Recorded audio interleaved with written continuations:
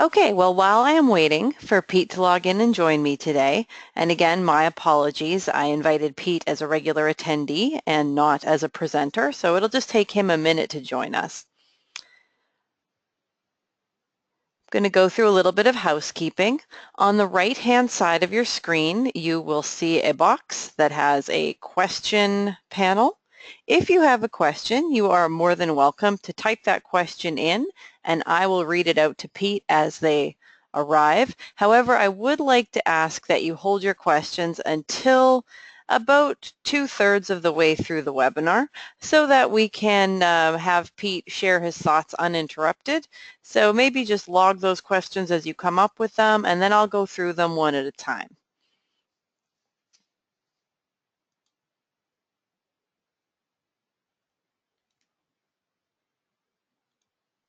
All right, it looks like Pete is logged in. Pete, are you able to hear me now? I am. Can you hear me? I can hear you. Huzzah. Excellent. All right. Well, I'm sorry about the snafu this morning, but really we only lost 3 minutes, so I think we're going to be okay. So joining me today is Pete Busam from Equilibrium Consulting. Thanks for joining us. And I was hoping we could start with a little bit of information about Equilibrium. How did you get started, and why did you decide to work with IT companies? Pete, do you mind giving us a little bit of information about your background personally and the history of Equilibrium Consulting? Sure. So I guess I've been in the industry a little over 30 years now. And a little history building up was my first solution provider that I was a part of. We grew to about $65 million. I was the president for in about 6 years. We sold that, and it became a part of a much larger conglomerate called General Dynamics, which I'm sure many people have heard of. At that point, I retired, semi-retired, and started to consult for a super regional internet service provider in the late 90s to help them bring what we call now cloud. We were calling it application service providing, and a Lucent 5e. So I have a very deep and rich technology background, not only on the infrastructure, but also on the telco, telecom, and hosting side. And then I worked in consulting with a few small MSPs and grew them organically from about $1 million to $11 million over about 7 years' time. And at that point, I realized that what I really did good was help companies grow, help them define their processes and their business much better. And so I decided to form Equilibrium about 8 years ago. And since then, we've been helping IT owners grow their business and design their processes through coaching and consulting services. So that's kind of the framework of how we got started. And the background easily translated right into working with MSPs and CSPs or hybrid providers. That's phenomenal. I actually did not know that. I knew your history with Equilibrium, but I did not know that you had grown a $65 million solution provider. So that's going to lead me to switch up some of the questions that I'm going to ask you today. So I hope you don't mind that I'm going to put you on the spot. No, absolutely. Absolutely. All right, so let's start here. If you were going to start an MSP today, what's the first thing that you would consider? What would you do, first thing that you would do? Well, the first thing that I would do is I would really sit down and look at, what my expectations of that organization needed to be so I could really map it out. So what does that really mean? I'd have a good solid business plan that I could execute on. And I find a lot of people that start their managed service provider, or because they've left another firm, maybe they've been laid off or they've been tired with corporate America, so they start a firm and they become, and I use this term loosely, the one-armed bandit. They do everything. They're doing the marketing, the sale, the relationship building, and they're doing all the technical work. And there's a lot of things that then fall through the cracks because they really don't have a plan for what is this going to look like, how is it going to grow, how is it going to get organized, what processes are going to drive me to actually optimize who I am. or what I want my organization to be. So that's really, where we would start, where I would start, is really looking at my identity and the foundational components of building a business. So how long do you think a provider could go on as that, the way that you described it was a one-armed bandit, but at what time does it become highly inefficient for somebody to operate in that fashion? Is there a revenue point where all of a sudden it becomes panicky, or is there a number of employees point where most companies finally feel the pressure? Like, at what point do companies really have to sit down and take a good hard look at how they're operating their MSP?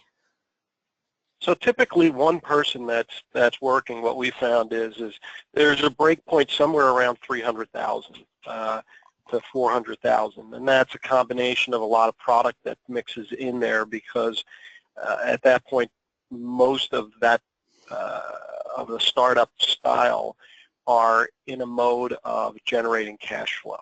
So product is still a very big portion of what their business is, and they have a tendency to sell a product and get that revenue and that profitability out of it. But somewhere between 300,000 or 400,000 is where they start to bring in a second person to relieve them to do some of the other tasks. The problem is they still don't have a roadmap of where their organization looks like, what that person's actually going to do. They just hire them to build some relief point. Somewhere in that $1 million range is where most managed service providers, or those that are trying to sell managed services, really start to get aware of process systems that they maybe need to purchase to make them efficient, because now maybe they have 3-4 people working, generating about $250,000 per head is a number in an organization. That's a good number in best in class. So, those are some numbers, and then the next break point is about 4 million. And then you move from the 4 million mark up into about the 10 million. And each one of those are barriers where your organization has to change, where you need strategically a different type of person. Like at 4 million, you need a key relationship builder or operations manager. At 10 million, you probably need a banker that really has relationships with banks to help you with cash flow management and moving around some dollars, where you may not have those kind of relationships to understand that particular portion of the business that's more specialized as you grow. So what point for you was the most challenging? That 300,000 point, that million point, that 4 million point, that 10 million point? So for me, it was the 4 million point, and I had exhausted myself in what I believed my talent and my skill sets were, and actually went to my parent company as the CEO and basically said, I think I'm at the point where I've reached my limit and need to push beyond into another role of the company and have somebody else take over. And of course, he didn't accept that. He was a great mentor and surrounded me with a bunch of other people at that point. And so what I realized at that point in my career is that I had a vulnerability in my own skill set. I was willing to open up and say, I'm going to step aside for the growth of the company to continue, into another role and let somebody else be the driver. But what he did is he surrounded me with financial people, legal people, some mentors and some coaches. And so what I learned in my career was coaches are an integral part of what I had personally to grow. And to this day, I still have some people that coach me in different areas to continue my professional career. So I think, that $4 million mark, getting some outside advice, outside influence to help me move to another level, and that really helped me above that barrier. And then the other barriers were certainly we just had to add staff that, we had to add a controller or CFO that really knew money management, where it was way beyond my skill set. No matter how much you coached me, it wouldn't have worked. So. Well, thank you. Can you tell me a little bit about the services that Equilibrium offers their clients now? So Equilibrium, when we started, we were doing just the coaching of owners, executive level coaching, helping them with accountability. We moved in with sales management and sales reps to help with accountability and process.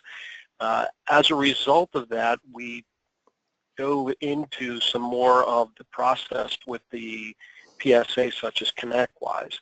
And we have a very strong arm of our company that actually takes processes, puts them together, and then automates them inside tool sets like ConnectWise or QuoteWorks. Those are our two big companies or tool sets that we champion. And so, we built that business. Around that, we also found that marketing was a big vulnerability for MSPs. They all wanted to do it. They all talked about sales and marketing, but they really didn't have the time to do it, and they didn't have the expectations of what marketing really could be.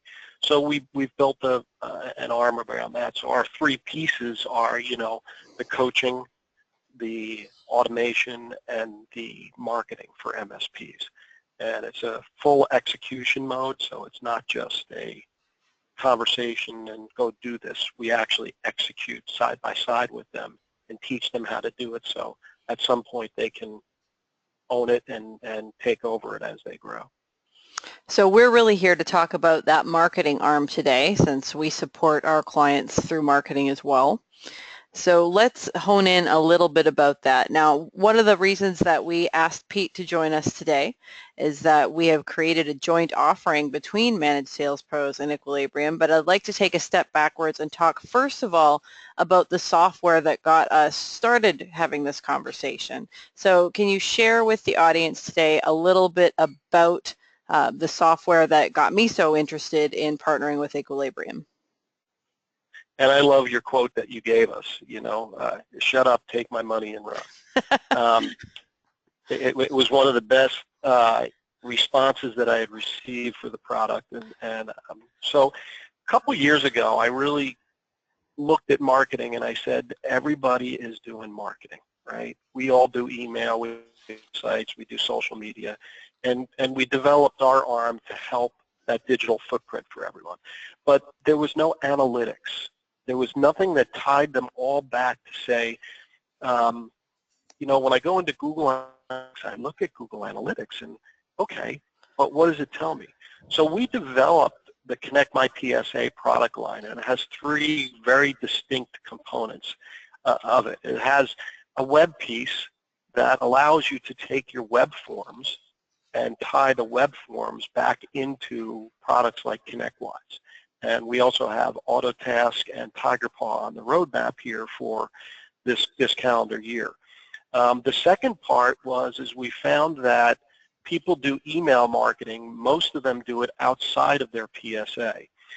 6% of those that are not connected from their email platform to their CRM PSA are successful. But we found when you connect them, they're 66%. They have a higher ratio of success of completing follow-ups and requirements of email marketing to make sure that they do that. So that part is actually due to be delivered here in the next 3 months of connecting products like Constant Contact or MailChimp back to a ConnectWise, an Autotask, or a TigerPaw when those modules are released. But the most exciting part that I think you found, and most of our clients are enjoying, we introduced last October the My Visitor portion of Connect My PSA. And what My Visitor does is it does a very couple unique things. The first thing it does is when somebody visits your website, you typically don't know who's visiting your website. You know statistics that you get from Google Analytics again, but you have no clue as to who visited it. So within 10 minutes of somebody being on your website, Connect My PSA will send you an email notification that this company is on your website. We also provide back in that email a quick way to do research with on-the-fly queries that are built for Google, Hoover's, Facebook, LinkedIn, where a sales rep can just click right in that email and do the research. It also provides some other information back that we look up into Dun & Bradstreet, or we reference data.com or SalesGenie, and if we find executives' names, emails, and phone numbers that are in those databases, we pull them out and present them back also to a rep, so they can do their analytics, they can do their research, and they can possibly have a potential contact email, phone number to contact really quickly. It also tells you what pages they visited and how long they were on those pages, and if they've been there multiple times, you'll get that also. So it's a really cool feature. The second part that we did was we tied the marketing platform of Connect My PSA to My Visitor. So when you're doing a email blast, you can put certain components in your email blast that when somebody clicks on a link on your email and goes to your website, the notification that My Visitor sends you will identify the person that was in your email campaign. And for the first time, you have a tool set that says, is my email working? Now you can see your email working, and you can track back to the people that actually were on your website from your email campaign, and you can pull the thread through to look at that analytic and really see how do you attack that market or that company or that organization to be really effective, and are you really getting a message out to them? So it's pretty exciting from that perspective. I mean, from somebody who's using the software internally, we haven't connected it to our email marketing at this point. So we are only using the My Visitor website portion of it. But it's been really interesting to watch how our sales process is changing based on our understanding of how people are visiting our website, how they're traveling through it, what they're looking at, how many times they're visiting it. And we can connect all kinds of dots now that we couldn't before. So for example, if the CEO of a company that I'm considering doing business with is looking at my LinkedIn profile and I see him on multiple occasions visiting our website as well, that is probably an ideal lead, and somebody should aggressively pursue that right now. So there's all kinds of ways that we've been able to combine different social media hits with those website visits. And I've also enjoyed seeing how people progress through the pages on our site. So there are some pages on our website that nobody looks at for more than a second or two, and then there are some pages that people are spending several minutes on. It kind of helps me figure out what kind of content I need to be populating my website with to keep people's interests better. Right, so you can see the relevance of what the topics are that people are interested in, and getting them to those topics easier through the navigation of the website. And I can also see who's We've popping seen from LinkedIn, right? If I post content on LinkedIn, I can see exactly how many people jumped from that connection on LinkedIn to the actual article on my website. So instead of populating LinkedIn with free content, I can actually post my content on my own website, own that content, and not have to freely share it with somebody else's content management system. Mm-hmm. Yes. There's just so many different things that we've seen, and that's a really good one right there that you're saying, because the whole idea of digital marketing is to drive people back to your website, or for that inbound portion of understanding who they are and what they're doing. So it's really, really great that you can get more people driving to your website to navigate around to see what else you have to offer. Yeah, I really That's don't one of want the people big going to parts. LinkedIn to read my blog posts. I want them coming to my website and then ideally moving on to my services page from one of my blog posts. So if you're feeding Mm-hmm. all of your content back into a space like LinkedIn, I mean, that's fantastic for generating some interest, but is there a way for you to measure where they then go from LinkedIn, right? Do they go on to the next article that someone else has written, or are they visiting your website afterwards to learn more about you? So for us personally, Right. it's made a big difference in how we approach our sales process as well. So every week we get a list of every visitor to our website. We get that daily and we get it weekly, and we get our statistics so we can see the difference. So I can see what's affecting my website traffic. If we're doing a calling campaign in Arizona, I could suddenly see that there are more visitors to my website from that area than anywhere else. I know that my calling campaign's working. Or if we've run a new piece of content in a newsletter and people are clicking through to the website, we can see that as well. So it helps us figure out, is calling better for us? Is email marketing better for us? How are we getting the most traffic? So we've been Mm-hmm. really We've enjoying seen, that. yeah, it's really cool. We've seen a couple other things that are changing the digital footprint. We all, as MSPs, we're all concerned with security, and we tell people not to click on links in email because it could be harmful or malicious. So what happens many times is people will get an email and they won't click on the link, but they'll visit your website and they'll click through.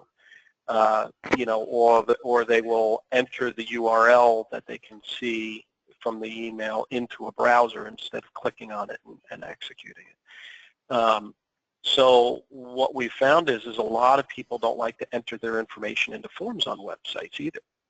And because of Connect My PSA, we can actually put a landing page that is specific to a particular campaign, and that landing page can be hidden, but people visit it and they don't have to put their information in, but you know exactly who clicked on it, and you still have their information to follow up and to say, here's a candidate that downloaded our white paper or something, without having to enter information into the website. You still can capture that information.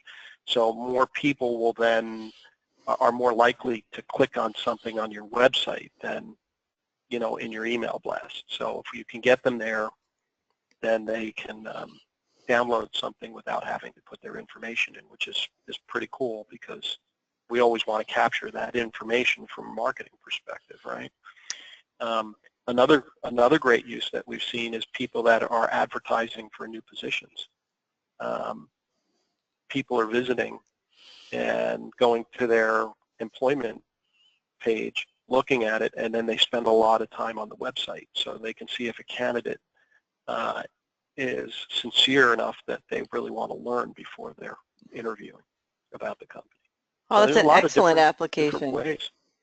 Yeah, we're seeing all kinds of things that are popping up, and we're getting some really good input for some features. Another thing that we're seeing, and a lot of the websites that we've worked on as of late are performing very well in SEO without doing any pay-per-click or anything like that, because we're putting in some good SEO organically, but you can track the keywords that people are using to search you. And then you can put those keywords into your website, into the meta tags as a tip. And organically, you can move your website rankings up without having to pay somebody to, pay-per-click to get you out and get you some inbound leads. So there's just a lot of things that I believe analytics is really going to be a key for marketing in the next, over this next 12 to 24 months, because there's so many tools out there, but now it's, what's your data doing for you? What does that data mean? How do you use it to really reach the audience and fine-tune your messaging out? And tools like, Connect My PSA and My Visitor are the ones that are going to help drive that analytical discussion. From a sales standpoint, we take that daily list and we send it right over to our sales department for follow-up. So I think that's where I'd like to begin the discussion around our joint service offering.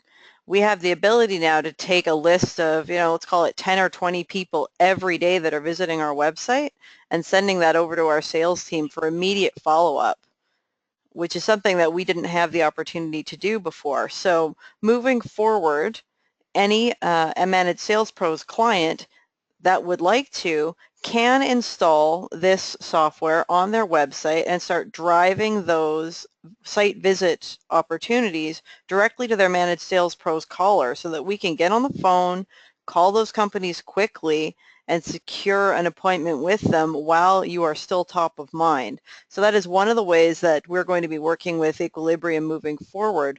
We are going to build that right into the cost of our programs. So the the My Visitor solution is going to be available to all of our clients. So all you have to do is ask for it at this point. If you would like to work with Equilibrium on that solution, we are actually going to cover the cost of it. It's going to be built right into our program. So I think that's one exciting opportunity for current Managed Sales Pros clients. We're going to have this technology available to all of you, and you are going to be able to, it's quick, like it took me no time at all to install. I sent it to our web company, and they put it in and it was active the next day. So it didn't require any special anything. Like, it was really just a matter Yeah, of putting a you line of drop the code in. yeah you drop the code in, and the next time somebody comes to your website, it's working. It's that easy. So we'll be releasing this to all of our current clients. As you meet um, with your sales team this week, we'll be discussing it with you. So if you haven't heard about it yet, that's okay. We're rolling it out one client at a time, and we're going to be bringing those lists directly into our system. So the My Visitor also works in collaboration not only with your PSA, but it works with our calling system as well. So we will immediately have those leads available for calling, and we're really excited just to really, we tested it in-house. It worked really well for us, and I am hopeful that it's going to work just as well for our clients. So one of the I other believe it will. things, thank you. I think one of the things that we noticed when Pete and I started talking is quite often MSPs aren't doing the amount of follow-up that's required when it comes to leads like this. So they're investing money in things like SEO and pay-per-click, and they're driving traffic to their website, and then they're getting some inbound engagement, but at that time, the lead generation activities just end. If there isn't an immediate interest, or if they aren't easily able to convert that initial visit into a lead, they really just move on to the next one, and they don't do a lot of nurturing or follow-up activities. So that's one of the ways that Managed Sales Pros is going to be able to work with Equilibrium moving forward. If you are partnered with Equilibrium and you're doing a program and you're finding that you just don't have the bandwidth to follow up on those leads in a timely fashion and in a regularly scheduled process-driven fashion, Managed Sales Pros is going to be able to help you do that. So can we talk a little bit now, Pete, about how we've been working with some of our joint clients? Yeah, I think that, not as a side note, but, for us, it's been an exciting last 12 months of, growth within our company from resources, but it's also been very exciting to embrace partners like Managed Sales Pros, who has just added a level of the marketing program that we just never offered, couldn't offer, or find a stable, solid performing partner. And so, it's been really, really great to be able to start partnering in this program where we're doing a marketing to a select set of contacts that our clients, our joint clients, have picked the list, and it's been very granular as far as these are the ones that they'd really like to work with, roughly about 100 that flow through the pipeline. And as they flow through the pipeline, we're doing very targeted digital and different media marketing to them through email or web or white papers or postcards or webinars or what have you. And as these leads are being generated, they're getting warmed up, and that same list is sitting over with your team, Carrie, and the follow-up is there. So what's happening is good qualified appointments are being set and made based on the onboarding criteria of, who these 100 are. So, it really brings a new level of engagement to the managed service provider as to having a real engaging conversation when they go on site to meet with the client. Instead of spending all that upfront time, they're through that upfront time and they can really get into much quicker how and what that client, requirements are and how they can engage with each other. So I'm pretty excited about it. And so far my clients are loving the joint engagement. Yeah, we've got some really great feedback on our end as well. And I think the important part to remember here is that you can work with Equilibrium independently of managed sales pros to do all kinds of things, right? There is all sorts of steps in the marketing process that you will want to pay attention to prior to engaging a company like managed sales pros. And managed sales pros can work with you in a couple of different ways as well. There's two ways that you can go about prospecting in my mind, and one of them is what I would describe as the shotgun approach to marketing. And that's where we just provide an enormous, tremendous amount of call volume where we're looking to identify things that would never have been on your radar, right? Things that you wouldn't possibly have known about, you didn't research, you hadn't hunted down, they weren't on your Dream 250 or your top 100 client list. There's just opportunities out there in the market, and we're going to be at the right place at the right time for a high percentage of those because of the sheer volume of calling that we're able to provide to our clients. That is the shotgun approach. When we partner with Equilibrium, we're looking to do something that's more like a laser, right, or a sniper approach, where you have clearly sat down with your marketing partner and together you have created a plan to target a set number of clients. And unfortunately, what we've seen is that you're not able to consistently follow the process that's been outlined for follow-up. So if you manage to engage with somebody who isn't necessarily the decision maker, perhaps they're a champion, and you want to continue that relationship, our goal as a support system at that point is to laser focus on that opportunity, create that relationship, nurture it along until it becomes viable.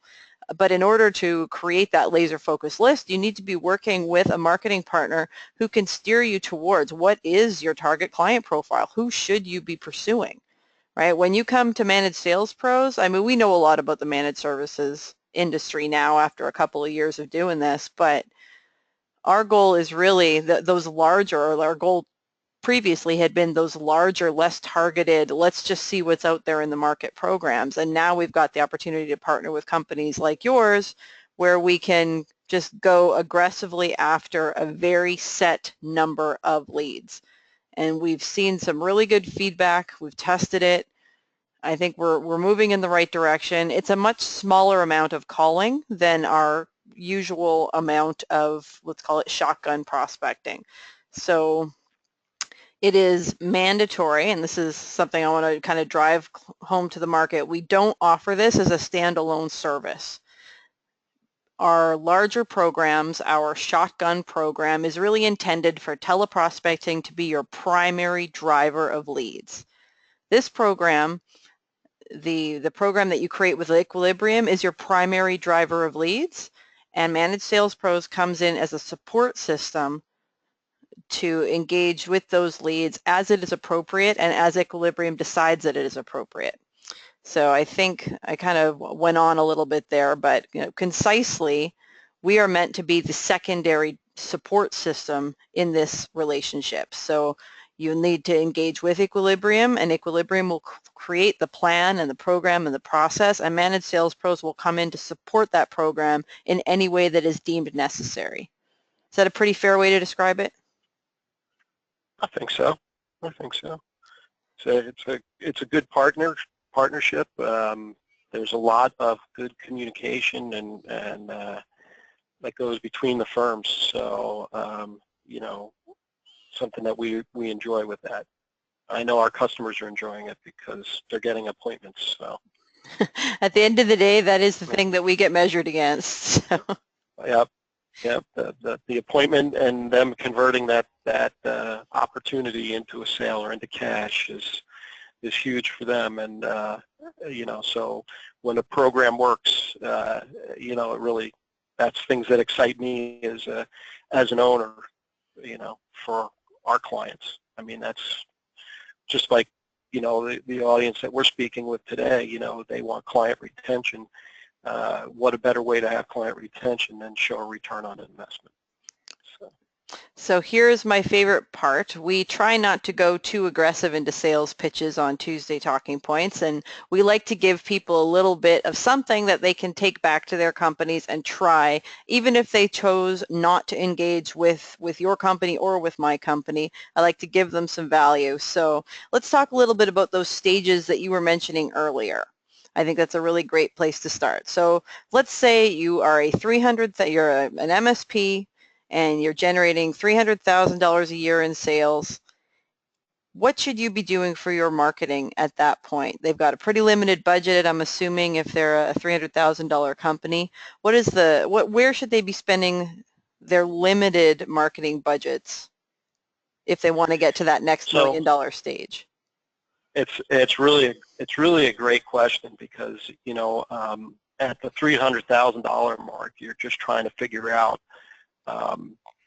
you know, what time can I go to sleep tonight, and what did I miss, because I've got so much going on, and I'm just not organized, or I don't have the ability to get organized. And so, you know, the first thing that we tell you to do is really to get yourself organized, and get yourself early on, get yourself into some process-driven routines that give you a daily routine that's going to allow you to have a work-life balance, because at the 300,000 mark, there is no life, there's just work. At least that's what we experience with most of the folks that we deal with.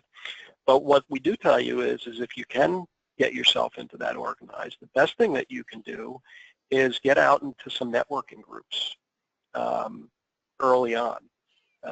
You know, now I don't mean, you know, go hit up every chamber of commerce in the area, because most people find that chamber of commerces are not working for them. But there are some really good business networking, and there are some really good chambers too, don't get me wrong, that really draw and pull.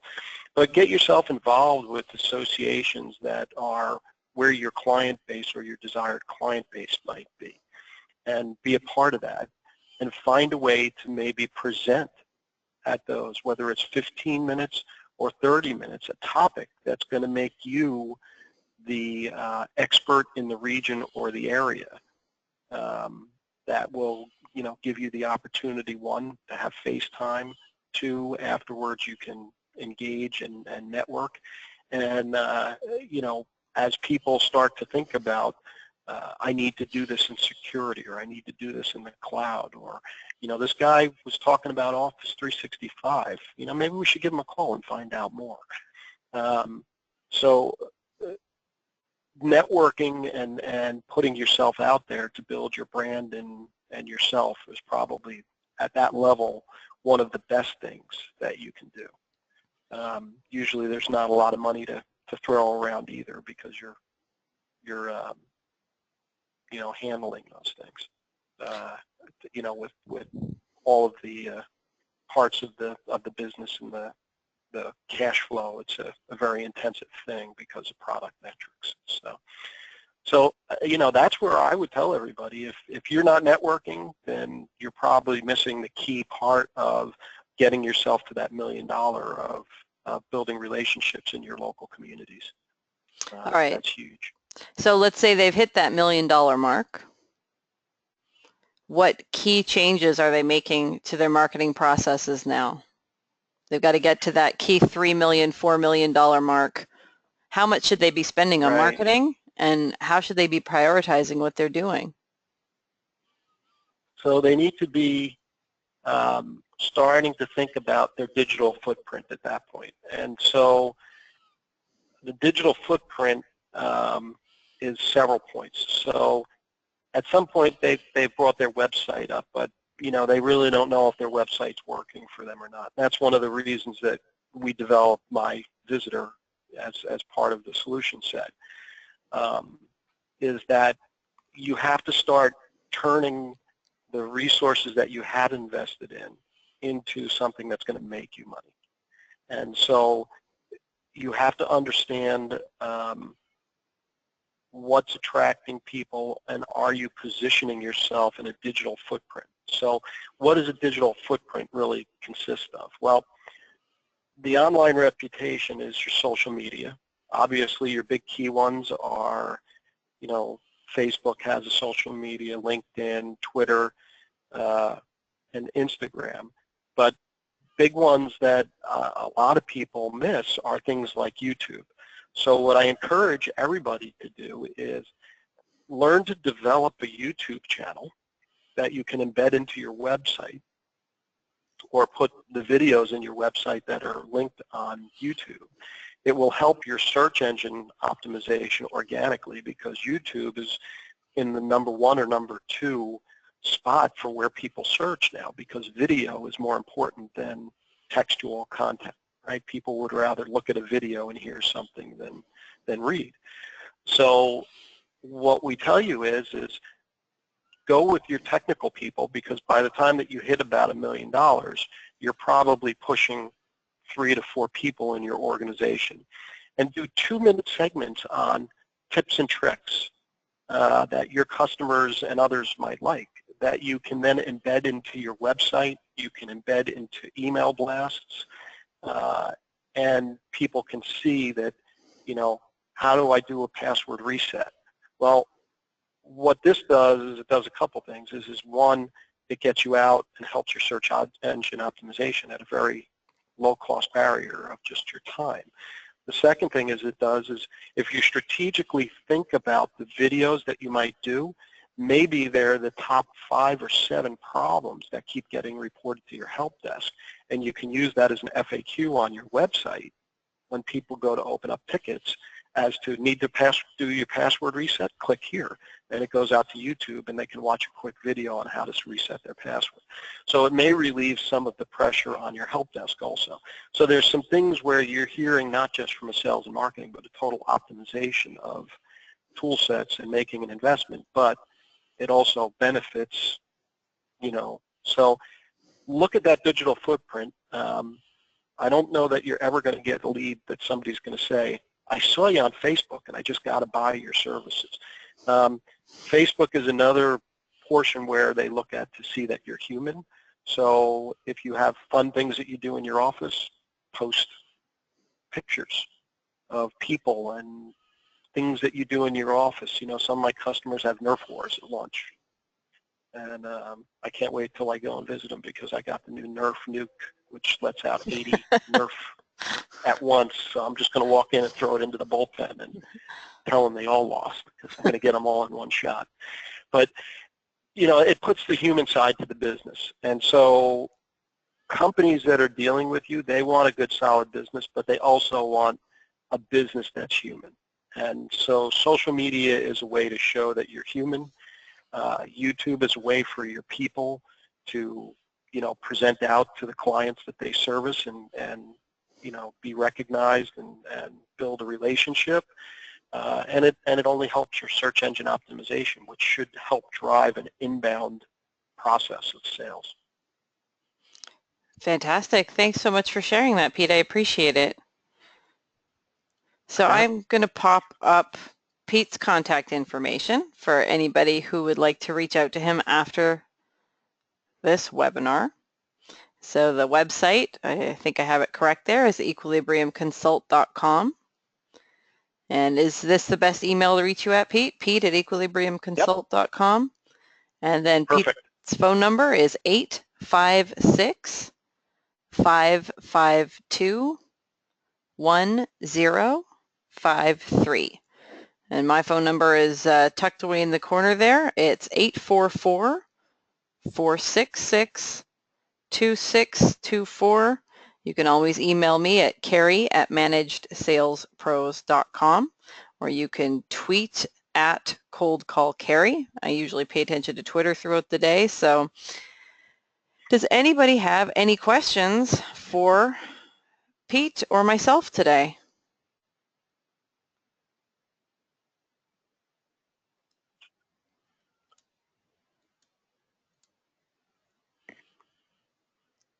Going to wait a minute to see if we have any takers on the questions, Pete. All right. Is there anything else you'd like to mention today, Pete? We've got a few more minutes.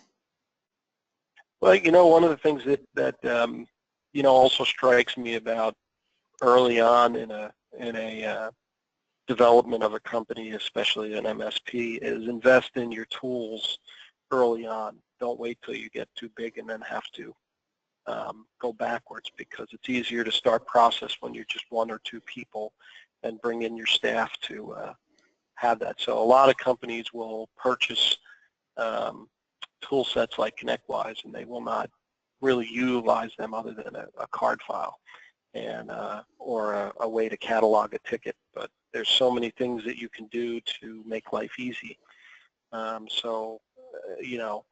Look at how you can use those tool sets up front. It'll save you bigger in the long run if you make that investment in time up front. Certainly, we've seen When that you're with a small. lot of clients when they we saw it with our own development, actually. We went from 4 salespeople, or 4, let's call them lead generators or teleprospectors, or however you want to describe the people that make the phone calls for us. We went from 4 of those to 30 of those in a 2-year period. And the things that worked for us when we had 4 people accessing our system, and again, we don't use a PSA, we use a CRM, but I've seen the same things in my clients' instances of ConnectWise and Autotask. What worked for us with 4 people when we had all kinds of kludgy workarounds doesn't work for us now. Now, if we are not following a consistent process, we can't find anything. It becomes an enormous mess. And I wish that I had paid for professional services up front to set it up perfectly at the beginning, instead of having to go back and consider, am I going to rip and replace now that I've got all of these people accessing this data and we haven't had a consistent process up until now? So then we have to go into the next phase of our development, which is, do we replace our CRM entirely? Do we work with a specialist and then undo and redo everything? It becomes a very expensive, it would have been expensive for me to pay $20,000 to somebody to set up our system at the beginning, and instead I said, you know what, I know the system pretty well, I'll set it up, I'm not even going to worry about it. But looking back on it now, had I made that investment then, probably would have saved me $50,000. So, Mm-hmm. there's little considerations like that make a huge difference. Right, and it helps you scale. When you onboard something, your time, if the process is already built, the time to bring somebody in is not, oh wait, I've got to go train that person. It's easier. They can go in and they can follow the process, and there's tasks and things that are driven behind it to help do that. And so one of the things that comes off of that is everybody relates what I just said about optimizing processes, an operational thing, but sales is a process also, and there are key components and steps inside a sales process, and those can be automated and driven for accountability and metrics also. So your business is a process. Doesn't matter what department it is, and that's a lot of times. A lot of people spend the time operationally optimizing, but they don't spend the time looking at their sales or marketing, which is a big process. We actually have a 12-month planning calendar that we put together that touches, net new business, pipeline building, digital email, and we actually have this built out as phases as a project plan inside of ConnectWise because we use it ourselves. And it drives the accountability in our team. And gosh, I mean, realistically, I wouldn't have to talk to anybody. I could just go in, do my piece, and check it off, and it'll automatically assign the next set of tasks for who does what next. So pretty elaborate, and it allows us to be very effective in what we're doing with the amount of people that we have in the organization.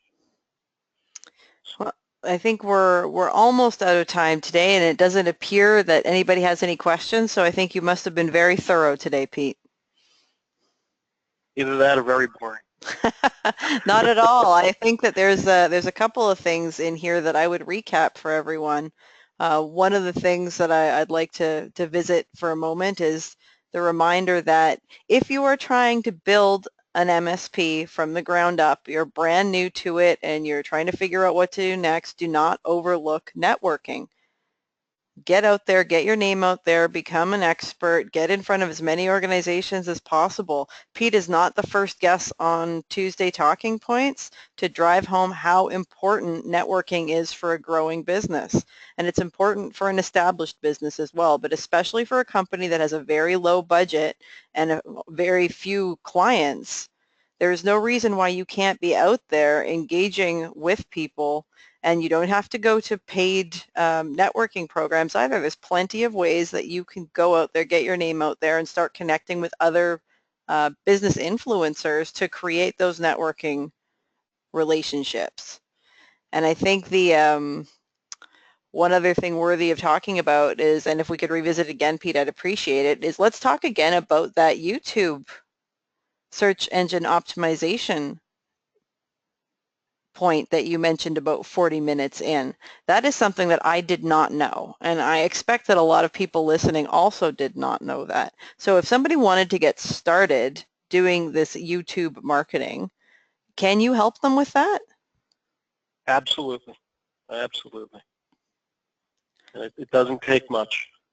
It's very, very easy to do, and everybody has the tools, and it's just a little time investment and a little bit of a strategy and some thoughts on what's going to make sense for you to publish. Yeah, those are my two big takeaways today. That and the idea that you could eliminate some of the burden from your help desk with those YouTube videos, that's phenomenal.